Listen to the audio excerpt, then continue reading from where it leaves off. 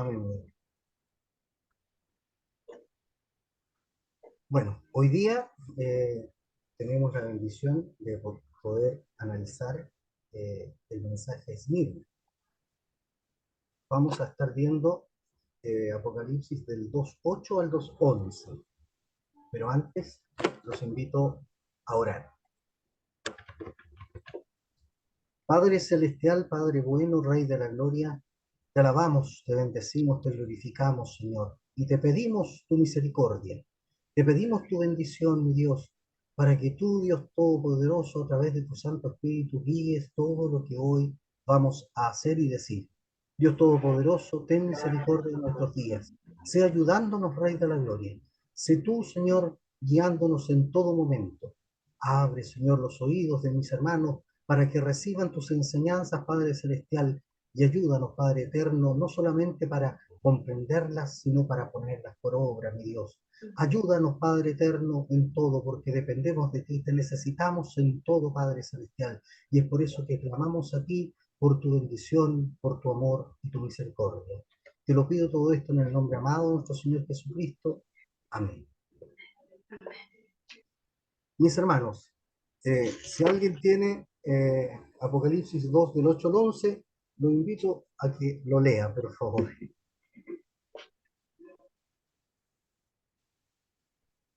Amén. Dos. Amén. 2 del 8 al 11 Sí, la carta es Esmirna. dice: y escribí al ángel de la iglesia en Esmirna, el primero y el postero, el que estuvo muerto y vivió, dice esto: yo conozco tus obras y tu tribulación, tu pobreza, pero tú eres rico, y la blasfemia de los que se dicen ser judíos y no lo son, sino sinagoga de Satanás. No temas en nada lo que vas a padecer. De aquí el diablo echará a alguno de vosotros en la cárcel para que seáis probados y tendréis tribulación por 10 días. Sé fiel hasta la muerte y yo te daré la corona de la vida. El que tiene oído, oiga lo que el Espíritu dice a las iglesias. El que venciere no sufrirá daño de la segunda muerte. Amén. Muchas gracias, mi hermano. Ahora voy a compartir pantalla para poder analizar esto que, digamos, poder compartir esto que se leyó, pero un poquitito más desmenuzado. No sé si el anfitrión me pueda dar la habilitación para poder compartir. Gracias, muy amable.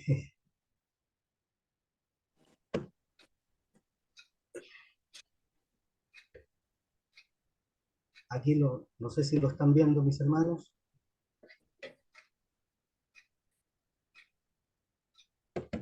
¿Se ve?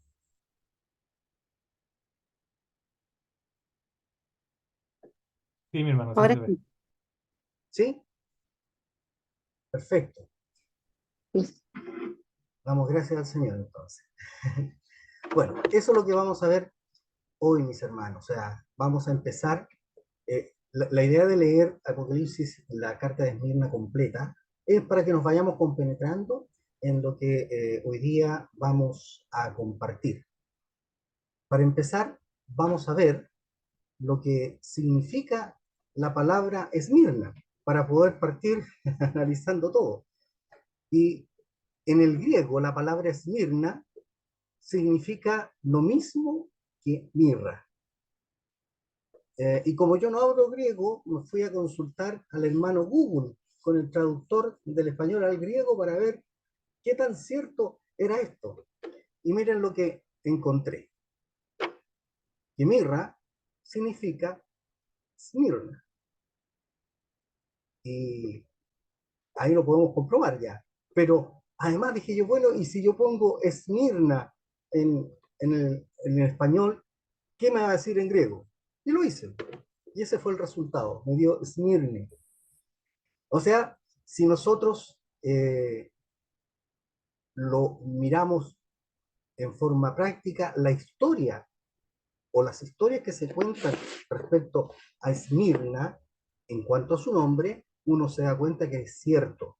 ya que se dice que esta comunidad eh, se, se destacaba por, eh, por preparar y comercializar eh, todo lo que era este producto, este producto que era aromático, como era la mirra.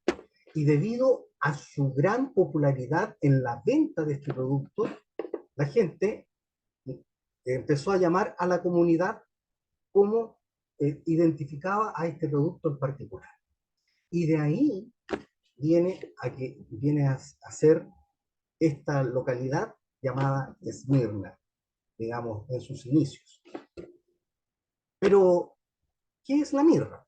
La mirra es un producto de verdad muy preciado y valorado por sus propiedades tanto aromáticas como medicinales, aunque su sabor dicen que es extremadamente amargo. Pero al quemar la mirra desprende un aroma dulce y reconfortante que tiene efectos calmantes en el sistema nervioso humano. Aparte de mencionar la iglesia de Esmirna en Apocalipsis, en las Escrituras, en tres secciones se nombra a Esmirna o Mirra, porque ya sabemos que es prácticamente lo mismo, y vamos a verificarla. Por ejemplo, en Mateo 2:11 nos encontramos con este pasaje en donde llegaron eh, los magos, le decían, pero de los sabios de Oriente, y postrándose adoraron al niño y le ofrecieron oro, incienso y esmirna. También lo podemos ver en Marcos 15:23, cuando al Señor le dieron de beber vino mezclado con mirra, mas él no lo tomó, dice la Escritura.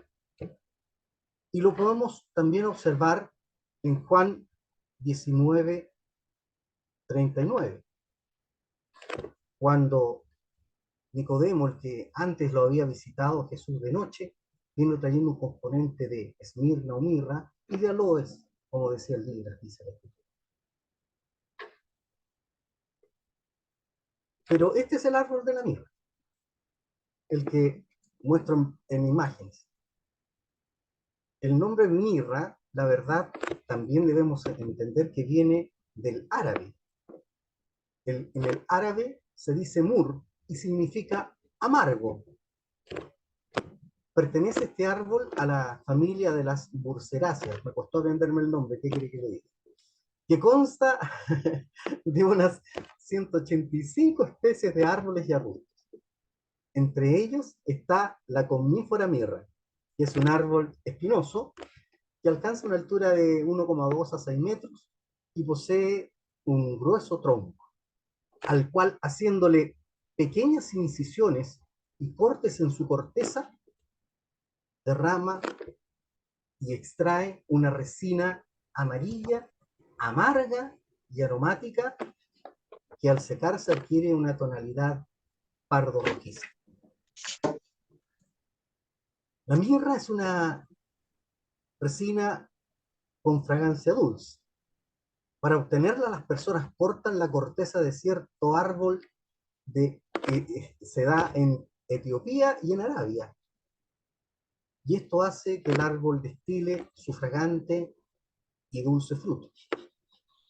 Por lo tanto, podemos darnos cuenta que este árbol, para producir esmirna, el árbol tiene que sufrir.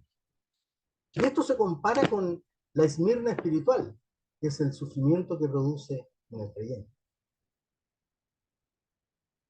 Pero miremos más de cerca la iglesia con dulce fragancia que es Esmirna. En Apocalipsis 2:8 dice: escribe el ángel a la iglesia de Esmirna, el primero y el postrero, el que estuvo muerto y vivió, dice esto. Pero vamos a ver inicialmente la primera parte de este versículo.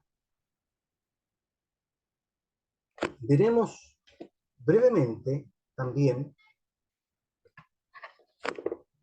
a Esmirna en el contexto geográfico, y también vamos a ver una pequeña reseña histórica para que podamos comprender realmente cómo era la situación de los cristianos en esta área de Asia Menor. Así que vamos a ver ambas situaciones. Para partir, vemos aquí una ubicación geográfica. Podemos darnos cuenta que queda Esmirna al norte de Éfeso, que fue el estudio de la semana pasada, y nos trasladamos nosotros unos 56 kilómetros al norte y nos encontramos, digamos, al norte de Éfeso y nos encontramos con Esmirna.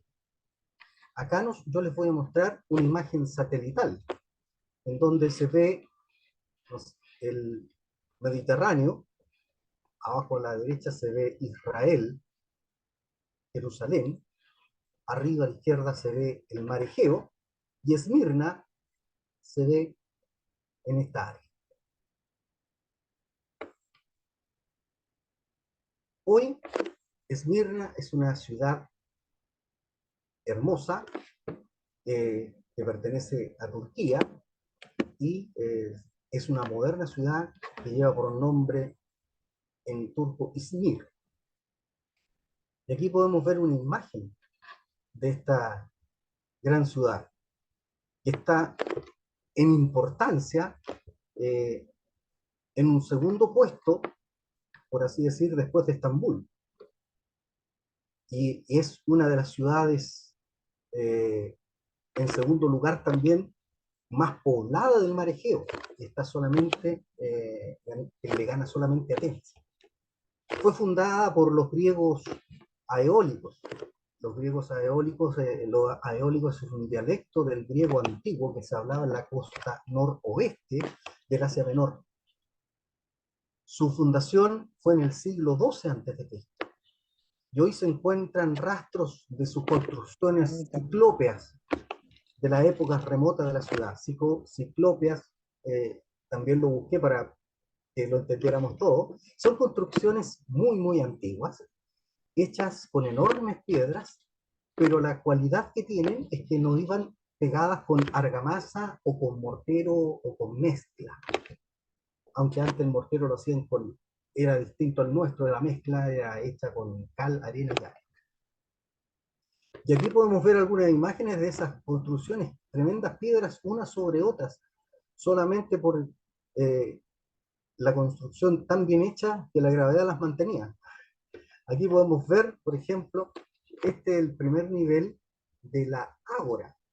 Me van a preguntar ahora qué es la ágora, porque yo también me lo pregunté. Y la ágora es un término por el que se designa en la antigua Grecia a la plaza de las ciudades-estado griegas, donde se solían congregar los ciudadanos. Aquí podemos ver esta ágora del siglo II después de Cristo, que está localizada entre la Acrópolis y el puerto, y fue parcialmente excavada en el año 1932 por arqueólogos alemanes y turcos, y estos pórticos de la ágora se alineaban los lados norte y oeste de la ágora, y en el centro había, de esta ágora, había un altar a Zeus, porque obviamente ellos adoraban a muchos dioses. Entonces, dentro de ellos tenían a Zeus. Los griegos iónicos tomaron el control de Esmirna en el siglo, mejor dicho, sexto antes de Cristo, y posteriormente la ciudad cayó bajo el control del reino de Lidia. Obviamente, desde que era invadida y conquistada, había mucha destrucción. Lidia tomó el control de Asia Menor entre los siglos 7 y 6 antes de Cristo, y comerció entre el Mediterráneo y Asia. En el siglo IV a.C., en los tiempos de Alejandro Magno, Esmirna tuvo un auge económico pero estupendo, debido al comercio tanto con Oriente como con Occidente. Esta prosperidad económica movió a Alejandro Magno a ordenar su reconstrucción. y le dio esta tarea a uno de sus generales. Y la responsabilidad recayó sobre el general Lisímaco. La construcción se realizó al sureste o suroeste, perdón, de la ciudad antigua y fue protegida con excelentes murallas. Durante el Imperio Romano, Esmirna alcanzó su apogeo, hasta el punto de rivalizar con Éfeso y Pérgamo por la preeminencia de Asia Menor. La belleza de sus edificios públicos y la singularidad de sus amplias y bien pavimentadas calles hicieron que fuera conocida con el sobrenombre de La Dorada. Esmirna era tan bullente, era tan próspera, que además tenía una escuela de medicina y su capacidad económica era tal que imprimía sus propias monedas. Además, según la tradición, fue el lugar de nacimiento del poeta griego Homero, del cual podemos ver su gusto. Esmirna, además de todo lo que ya hemos mencionado, gozaba de una excelente situación geográfica. Nosotros los vimos digamos, en esta vista eh, satelital, y ahora voy a hacerle un acercamiento para que ustedes puedan observar la excelente situación geográfica y la posición estratégica que tenía Esmirna, porque su bahía era, pero envidiable. Aquí la podemos ver. Esmirna está en el punto derecho bajo de la pantalla y podemos ver una tremenda bahía en forma prácticamente de L, que era perfecta para poder enfrentar los malos tiempos, cuando habían temporales o tempestades y los buques, tanto de comercio como de transporte, necesitaban, como dice la Biblia, invernar para poder pasar el temporal, o como dicen actualmente los marinos, para capear el temporal. Esa bahía era perfecta porque, si ustedes se dan cuenta, prácticamente por donde viniera el viento estaba protegida por el terreno, porque la tierra les protegía de esas fuertes rachas de viento y podían pasar el mal tiempo con absoluta calma y tranquilidad, para de no terminar varados producto de los temporales. Y por otro lado, para llegar a Esmirna había que recorrer mucho terreno, si es que querían invadirla, mucho terreno por sus alrededores. Y si el ataque quería ser por mar, la condición de la bahía era perfecta para poder detectar cualquier aproximación del enemigo, porque a lo largo de la bahía, en sus costas, tenían atalayes que le avisaban con muchísimo tiempo la venida de alguien que quisiera invadir y atacar. Es por eso que tanto geográficamente como políticamente tenían una posición de privilegio y envidiable, por lo tanto tenía la capacidad para poder rivalizar con todos los pueblos de esa época. Esmirna, en el tiempo que estamos hablando del Nuevo Testamento, tenía una población aproximada de 200.000 habitantes. En aquella rica ciudad, porque el comercio la hizo que fuera próspera económicamente, nació y creció una pequeña congregación cristiana. No se sabe con exactitud quién y cuándo se fundó, o quién y cuándo fundó la iglesia de Esmirna, pero es muy probable que se debiera a las actividades evangelísticas y misioneras de la iglesia de Éfeso, en particular durante el tiempo en que Pablo ministraba en la ciudad adoradora de Diana. Se supone que en esos tiempos, y tras el trabajo de Pablo en Éfeso, salieron evangelistas y misioneros a crear esta iglesia en Esmirna. Pero Esmirna era una iglesia perseguida, y la persecución provenía del gobierno, de los judíos, de aquellos judíos obviamente no creyentes, y también, sin lugar a duda, de Satanás. Esmirna tenía una estrecha relación con Roma, y los ciudadanos, debido a esto, le edificaron un templo al emperador romano Tiberio en el año 23 a.C. También había en Esmirna un gran número de judíos muy leales a Roma. De hecho, los césares romanos demandaban adoración a su persona, obviamente tomando el puesto de Dios.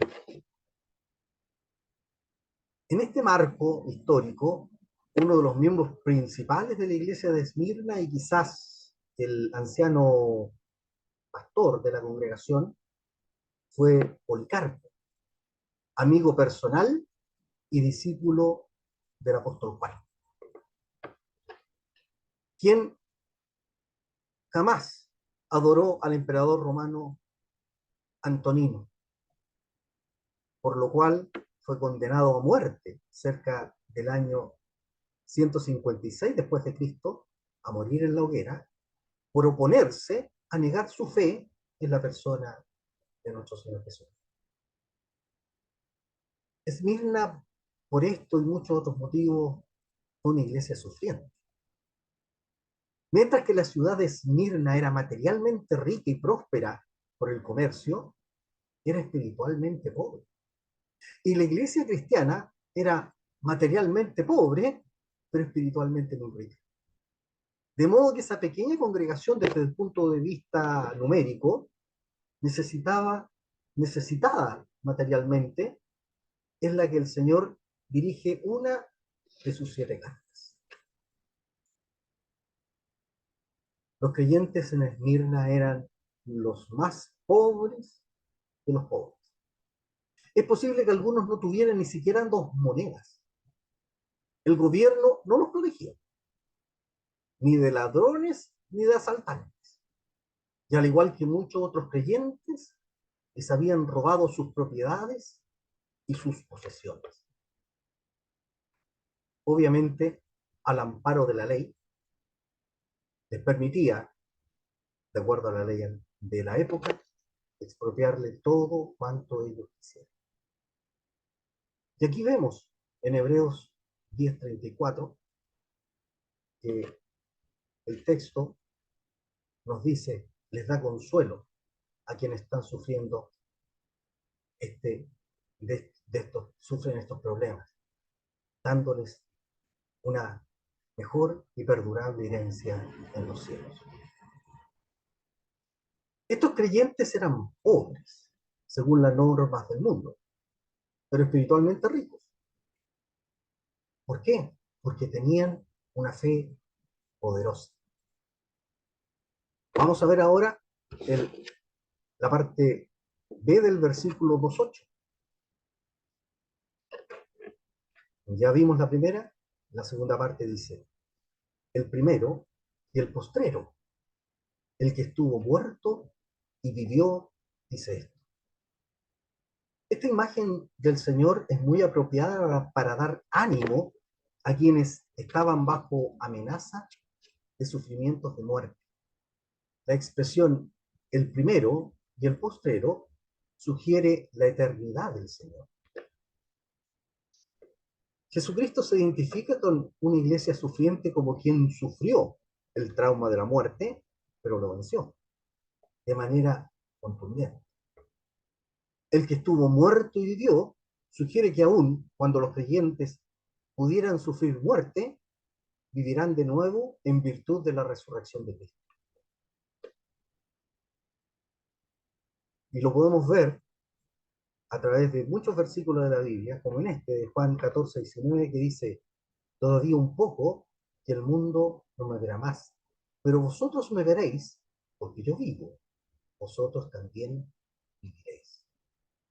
Y lo podemos ver también en Apocalipsis 1:8, que dice, y el que vivo y estuve muerto, Mas he aquí que vivo por los siglos de los siglos. Amén. Y tengo las llaves de la muerte y del Hades.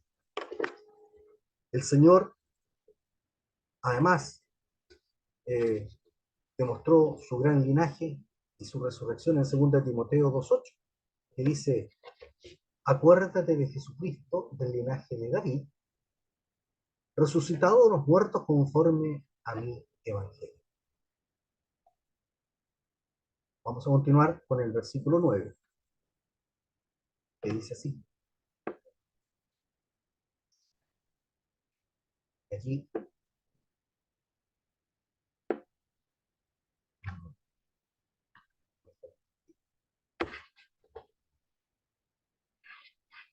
hay una barra de la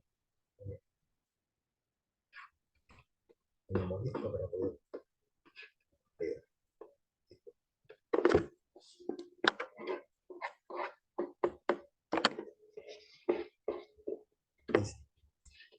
Dice, yo conozco tus obras y tu tribulación y tu pobreza, pero tú eres rico. Los mejores manuscritos, vamos a leer la primera parte, los mejores manuscritos omiten la expresión tus obras. La lectura correcta debiera ser, yo conozco tu tribulación y tu pobreza. El Señor se identifica con los sufrimientos de aquella pequeña congregación y declara que conoce con conocimiento divino las tribulaciones por las que atraviesa. Las pruebas y las tribulaciones tienen varios propósitos en la vida del creyente. Estos propósitos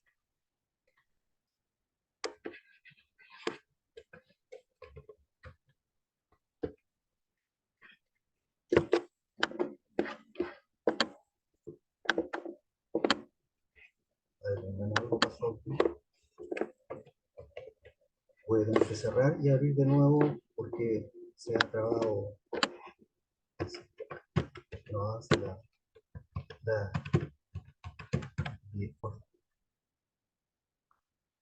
bueno, los propósitos, como les decía, de, en los cuales el Señor nos hace vivir tribulaciones, tienen un propósito. Estos propósitos son hacer que buenos cristianos sean mejores, disciplinar a cristianos que se han apartado del camino del Señor, manifestar el poder guardador y la gracia de Dios,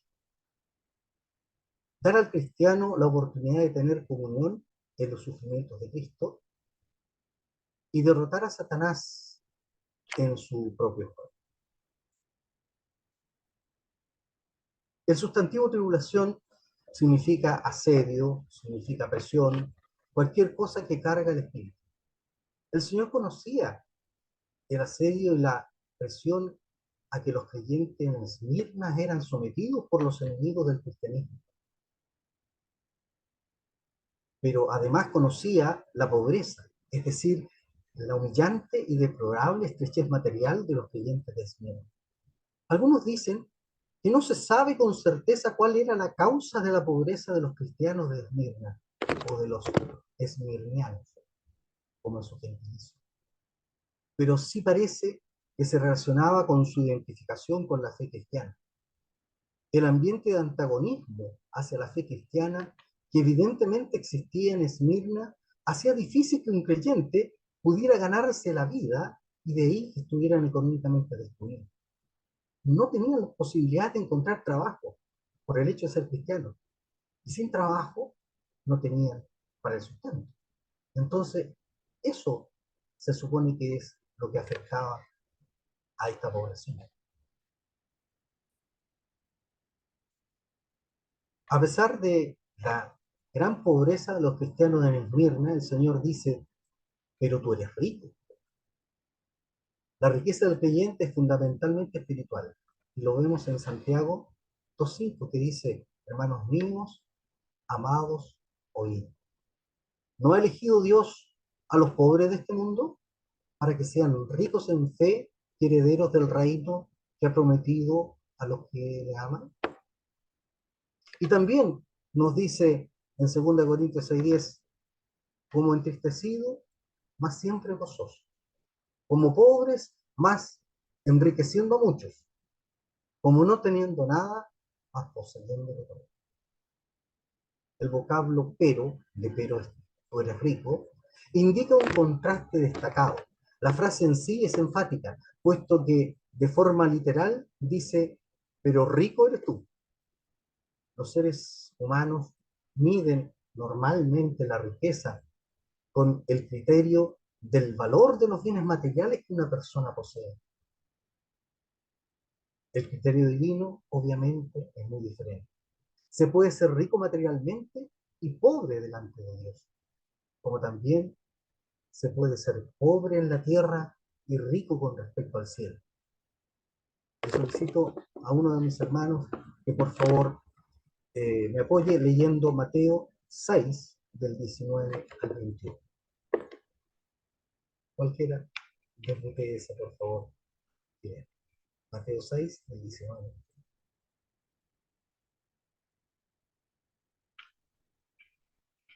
Amén. Amén, amén. Mateo 6 del 19 al 21. 21 dice, no os hagáis tesoros en la tierra, donde la polilla y el orín corrompen, y donde ladrones minan y hurtan, sino haceos tesoros en el cielo, donde ni la polilla ni el orín corrompen, y donde ladrones no minan ni hurtan, porque donde esté vuestro tesoro, allí estará también vuestro corazón. Amén. Gracias, mi hermana. Que Dios te bendiga. Así es. Tenemos que hacer tesoros en el cielo, mis hermanos. Definitivamente. Es lo que obviamente todo cristiano debe anhelar hacer. Pero ya vimos con esto la primera parte del versículo 9. Ahora veremos la segunda parte del versículo 9, que dice,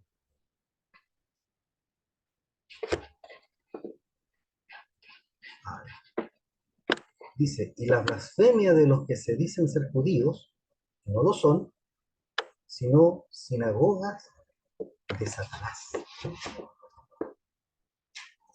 La oposición de los judíos a la fe cristiana es de obra conocida. El testimonio de los evangelios, el libro de los Hechos y algunas de las epístolas paulinas demuestran el antagonismo de los líderes de la nación de Israel contra Cristo y sus seguidores. El vocablo blasfemia puede significar calumnia o vituperio, aunque el mismo término se usa respecto a hablar mal contra Dios. Aquí parece referirse a las calumnias que se levantaban contra los cristianos. Las calumnias o falsas acusaciones provenían de gente de raza judía, primordialmente porque Cristo es la piedra de tropiezo para el israelita. Y lo podemos ver en Mateo 21, del 42 al 44. Por favor, si alguien lo puede leer, está en pantalla.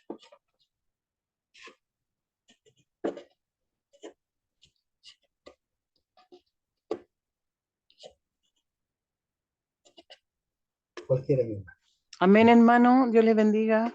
Bendiciones, mi hermano. Jesús les dijo, ¿esa es? Mateo, a ver.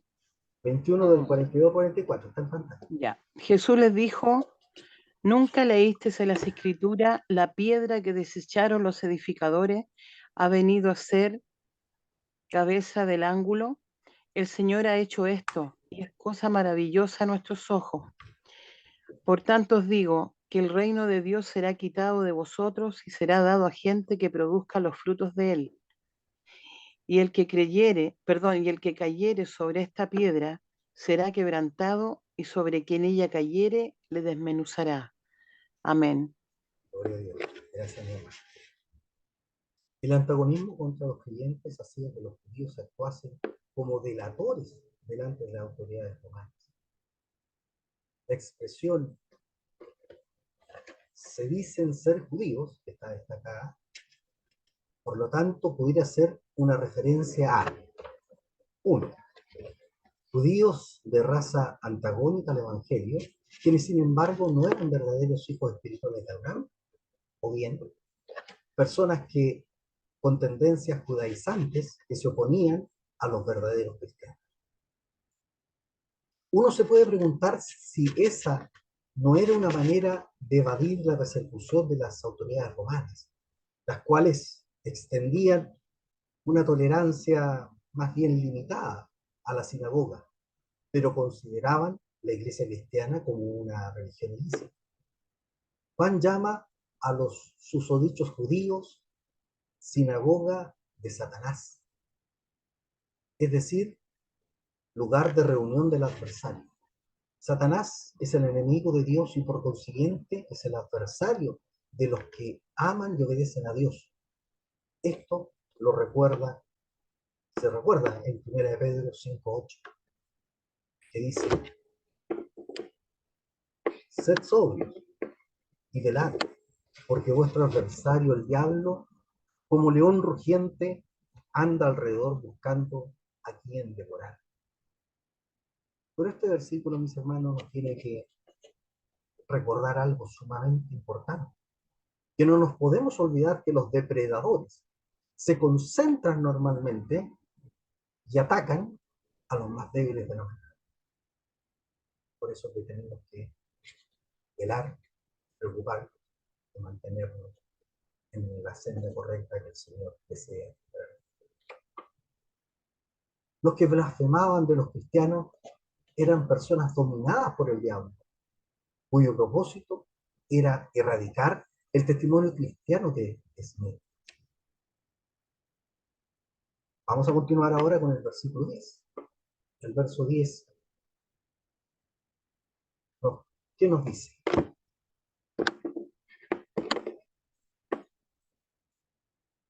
No temas en nada lo que vas a padecer. He aquí el diablo echará a algunos de vosotros en la cárcel, para que seáis probados y tendréis tribulación por 10 días. Sé fiel hasta la muerte, y yo te daré la corona de vida. Esta frase, si nosotros vamos a analizar, vamos a partir por la primera frase, que está destacada en rojo. No temas en nada lo que vas a padecer. Esta frase, el Señor, yo creo que nos está exhortando a los creyentes a dejar de temer. A pesar de los inminentes sufrimientos que nos podrían sobrevenir, el Señor nunca esconde a los suyos el costo del servicio y el testimonio cristiano. Por favor, que alguien pueda leer Mateo 5 del 10 al 12, se lo agradecería.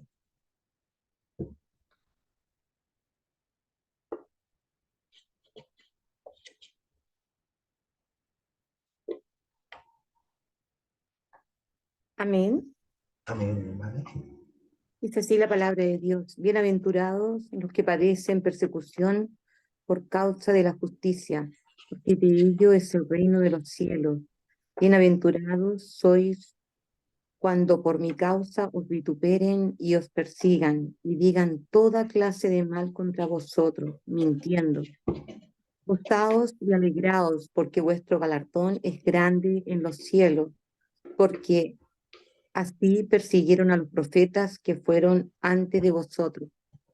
Gracias, mi hermano. No solamente el Señor nos alienta con este pasaje bíblico, pero también nos advierte en Hechos 9:16, donde dice: porque yo les mostraré cuánto le es necesario padecer por mi nombre. Y en Filipenses nos dice: porque a vosotros os es concedido a causa de Cristo, no solo que creáis en Él, sino que también que padezcáis por Él.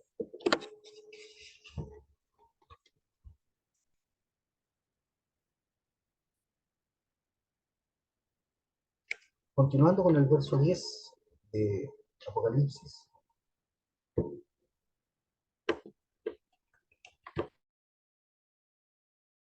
que no quiere avanzar la exposición.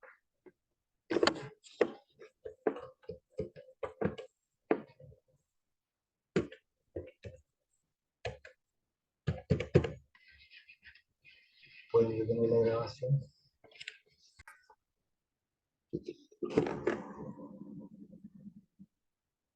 Y vamos a continuar con la segunda parte que dice aquí: el diablo echará a algunos de vosotros en la cárcel. Obviamente, los cristianos de Esmirna estaban a punto de padecer a causa de las instigaciones de Satanás. El vocablo diablo significa acusador y calumniador. El enemigo de Dios haría uso de sus instrumentos, obviamente hombres inicuos, para poder acusarlos y acusar a los cristianos delante de las autoridades romanas. Los cristianos eran acusados de ser desleales al emperador porque adoraban a su rey, Jesús. También se les acusaba de ser ateos, curiosamente, porque adoraban a un solo Dios, en contraste con los romanos, que eran politeístas. Además, se les acusaba de inmoralidad porque celebraban ágapes o fiestas de amor cristianos a las que no se les permitía la entrada de un converso. Después dice el verso 10: para que seáis probados. Indica el propósito de ser echados en la cárcel. Sin duda, la voluntad permisiva de Dios juega un papel importante en las pruebas de los creyentes. En este caso, aunque Satanás actúa de instigador para que los cristianos sean falsamente acusados, no puede negarse que Dios, de manera soberana, supervisa y controla lo que ocurre, tal como sucedió con Sadrach, si ustedes deben acordarse, con Sadrach, Mesach y Abed-Nego en Daniel 3. Debió ocurrir con los creyentes de Esmirna lo mismo. A pesar de todo, el Señor siempre estuvo presente, preocupado de ellos. Después el verso 10 nos dice: y tendréis tribulación por 10 días. Hay quienes alegorizan la expresión 10 días. Hay diferentes posturas al respecto de esto, pero son muchos que lo alegorizan y afirman que significa 10 persecuciones imperiales. Debe observarse, sin embargo, que el texto no habla de 10 persecuciones, sino de una sola. Además, el sustantivo días debe tomarse en sentido literal. Por supuesto, la frase tampoco se refiere a la tribulación escatológica que ha de preceder a la venida de Cristo en gloria. La interpretación más sensata es la que da a la expresión 10 días en su sentido lo más normal, como lo vemos en nuestros calendarios. Siendo honesto, la duración no es lo importante, sino los acontecimientos que tendrán lugar dentro de ese espacio de vida. Y la última frase del versículo 10 dice: sé fiel hasta la muerte, y yo te daré la corona de la vida. El verbo sé está en el presente imperativo y sugiere la idea de continuidad. Continúa siendo fiel, incluso hasta el punto de la muerte, y quizás una muerte violenta. La promesa del Señor es: y yo te daré la corona de la vida. El Señor no se refiere a un galardón o premio. La corona de la vida no es la misma vida. Recordemos que la vida eterna es un regalo de Dios que se recibe solo mediante la fe en Jesucristo. De hecho, en Juan 6:47 dice: de cierto os digo, el que cree en mí tiene vida eterna. Y en Romanos 6:23 dice: porque la paga del pecado es muerte, mientras que la dádiva de Dios es vida eterna en Cristo Jesús, Señor. La corona de vida parece ser un galardón que el Señor dará a los creyentes que padecen martirio. La palabra corona se refiere al collar de laureles con que se premiaba a los ganadores de las competencias atléticas tan populares en Esmirna y en toda Roma.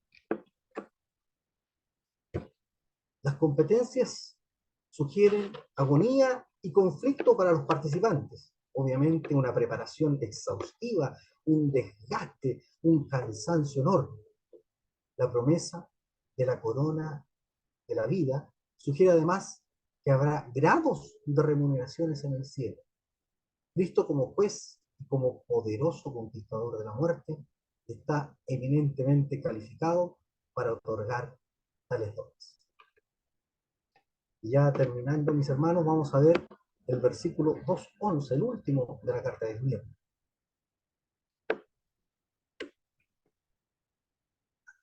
Ahí está.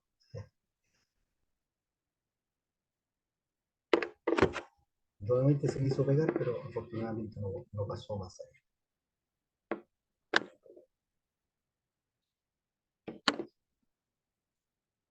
Dice, el que tiene oído, oiga lo que el Espíritu dice a las iglesias.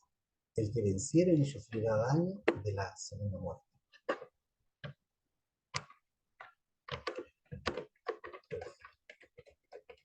Otra vez.